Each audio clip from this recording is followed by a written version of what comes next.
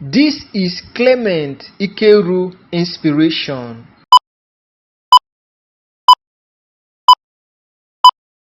Please click on the red subscribe button and subscribe to my YouTube channel. Then click on the bell icon for notifications. Money,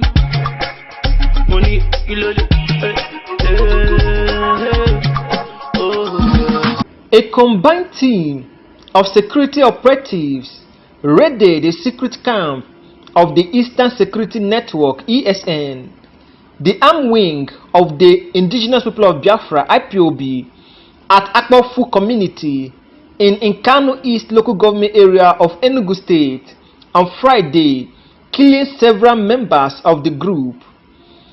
The casualty figure could not be ascertained at the time of filing this report. According to an eyewitness, the heavy sound of gunfire was being heard from the area and within the communities of Enugu and Amangunze. The ESN members were seen to have stiffly resisted the Nigerian security operatives from accessing their camp, engaging them in a gun battle which our source said lasted for several hours. Residents of the three communities were said to have fled their homes and sought refuge in the bush for fear of being arrested by the military men who reportedly made several arrests. According to the words of an eyewitness, as I'm talking to you right now, Akpofu and neighboring communities of Enugu and Amangunze have been deserted as the security men have invaded the entire area searching for the ESN members. The heavy sound of gunfire we are hearing could be likened to that of a raging war. There is confusion everywhere, and we hope that the innocent residents who have nothing to do with the at-large group are not made to suffer for the offense they did not commit, an eyewitness told our correspondent. Our source also gathered that the raid on the Nkanu communities followed a tip-off that a gunman that attacked a police checkpoint at Obiago/Amodu Aziz on the Ameshi/Abani road on Wednesday evening operated from the ESN camp at Akpofu. As learned by our credible source, 3 vehicles used by the gunmen during the attack on the checkpoint that claimed 6 lives, including 4 policemen, were discovered by the police on Thursday. The recovered vehicles are now parked at the police headquarters in Enugu, and the recovered vehicles include a Hilux van with siren and a Highlander SUV fully tinted. Another car, which reportedly fell into a ditch on the Akpofu road during the recovery exercise, was said to have been set ablaze by the gunmen. A security source stated this on Friday. Meanwhile, efforts to get official comment from the State Police Command on Friday during the encounter between the security operatives and the ESN members were not successful by the time of filing this report. Enugu State Police Public Relations Officer Daniel Ndukwe said he was here to be briefed about the incident. Akpofu is a town in Nkanu East local government area of Enugu State. It is made up of 3 main villages, which include Obodo Uvuru, Isiago, and Ajame Ago. The traditional ruler is Igwe Dume Nnamoko, aka Uvuru 1 of Obodo Uvuru. It has 2 main streams, which include Iyaba and Etavu. Ekpofu has border with Amangunze, Enugu, and Oruku. The leader of the Indigenous People of Biafra, IPOB, Mazi Nnamdi Kanu, is set to appear in court on Monday, 26 July 2021, as earlier scheduled, to continue his treason trial leveled against him by the Nigerian state.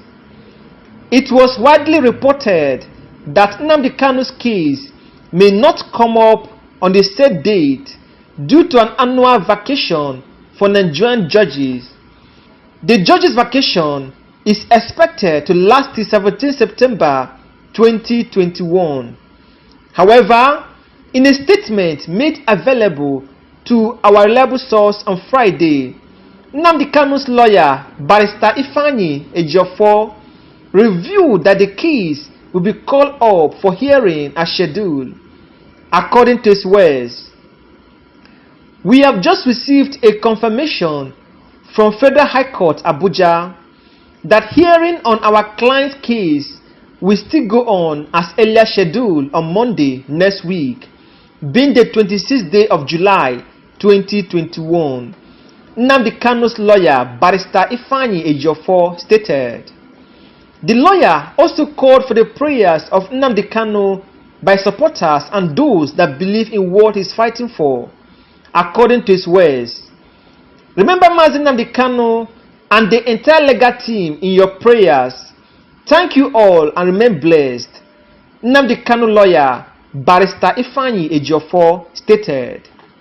Following the rearrest and detention of Mazi Nnamdi Kanu at the DSS facility in Abuja, Senator Naya Abaribe finally breaks silence over the arrest of Mazi Nnamdi Kanu. In an interview with TVC News, the Senate Minority Leader said that he is ready to stand again as surety for the detained IPOB leader Mazi Nnamdi Kanu. According to the lawmaker, he previously stood surety for Nnamdi Kanu because it was one of the conditions the court imposed. Speaking on the allegation that Nnamdi Kanu jumped bail during his previous trial, Senator Abaribe stated that there is a difference between escaping for your life and jumping bail.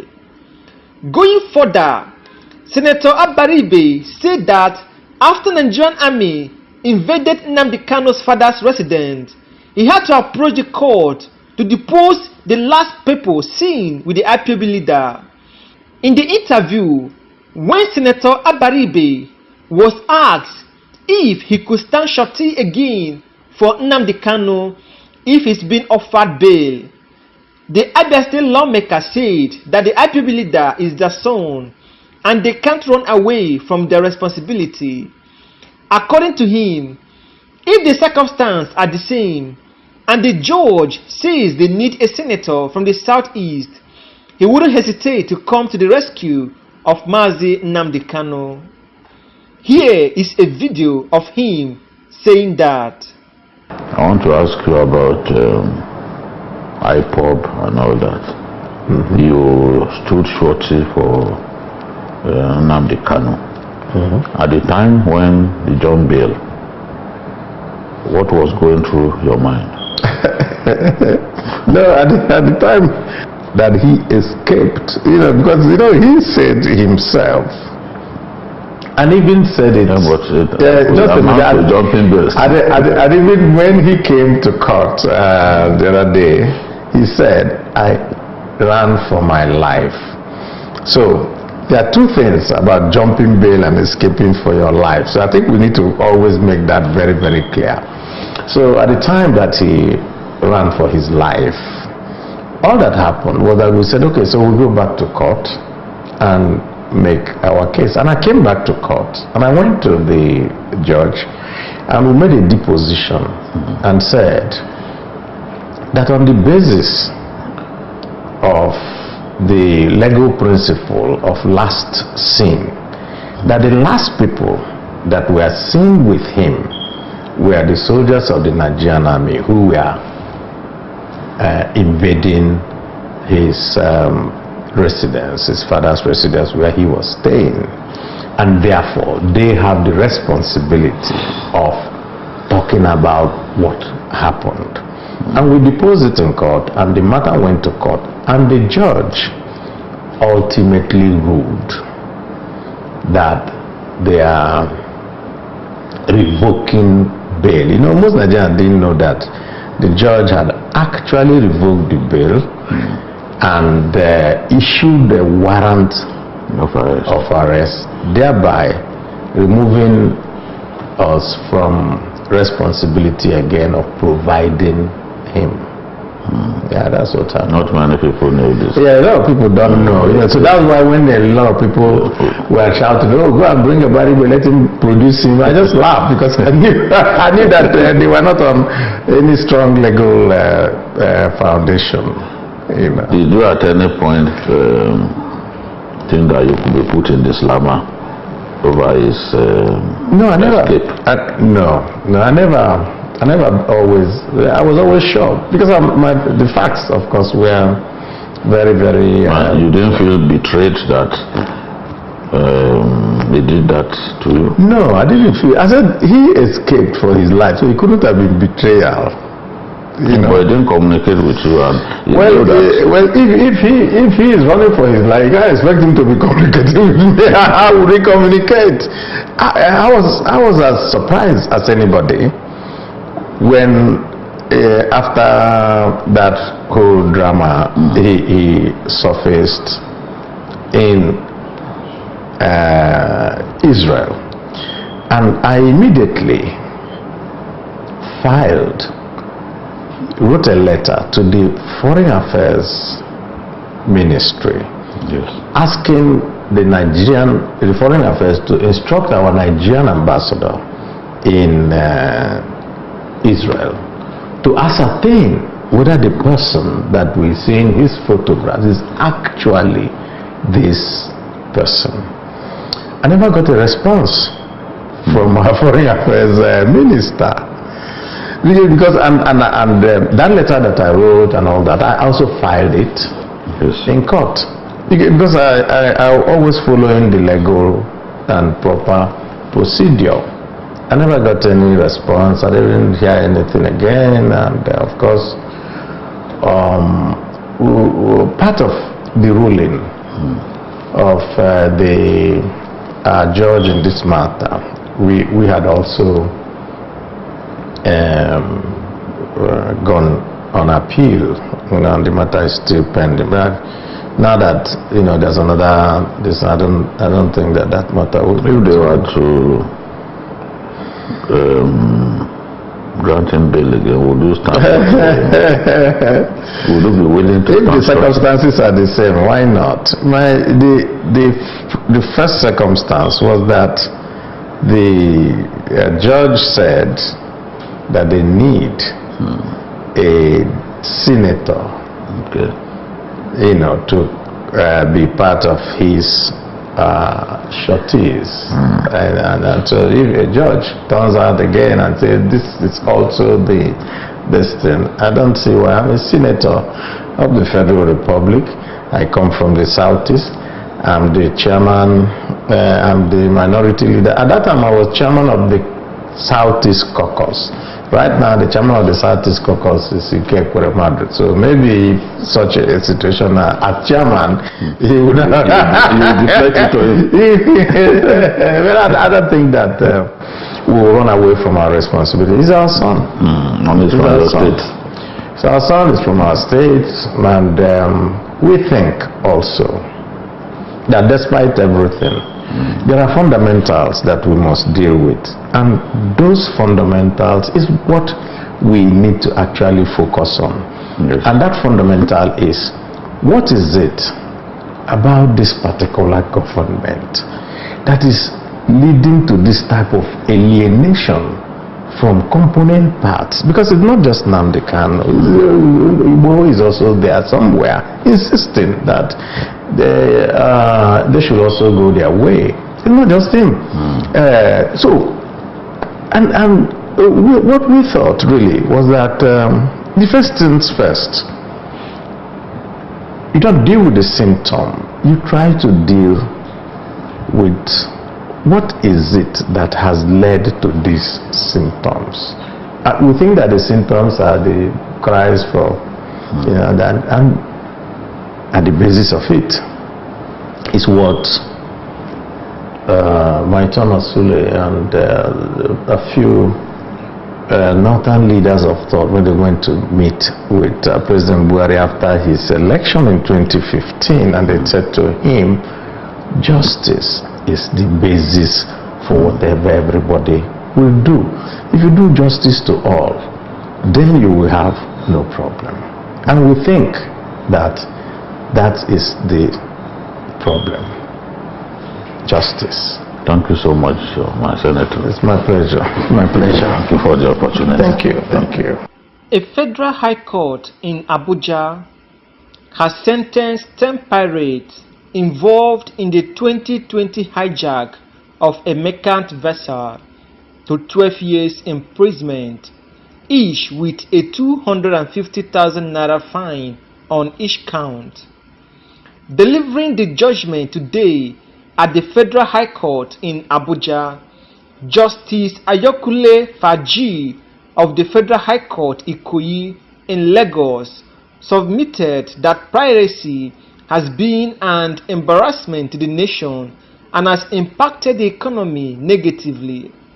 Hence, Justice Ayokule Faji stated that punishment for this act must be proportionate to the offense committed by the convicts to serve as deterrence to others. In his submission, the lead prosecution counsel, Mr. Labaran Magaji, averred that the verdict would send strong warning to other criminal elements in the country that Nigeria has zero tolerance for maritime criminals and that Nigerian institutions, both Nigerian Navy, Prosecuting Agency and Security Agency of Nigeria, are ready to counter criminal activities in the country. However, the defense counsel has promised to appeal the judgment. It will be recalled that the Nigerian Navy rescued about 18 crew members on board in a Chinese vessel from pirate attack on 15th May 2020. Subsequently, 10 suspects were charged before the Federal High Court in Ikoyi, Lagos. The suspects were charged to 3 counts on piracy with the offense contravening the provisions of Section 3, 10 and 12 of the Suppression of Piracy and Other Maritime Offences Act 2019. The defendants include Frank Abaka, Jude Ebaraga, Shina Alolo, Joshua Iwiki, David Akinseye, Ahmed Tony, Shobajo Sahid, Adekole Philip, Matthew Mazi, and Bride Agbedeyi. These people have been sentenced to 12 years in prison by a federal high court sitting in Abuja. Hold me close till I get up. Time is barely on our side. I don't wanna waste what's left.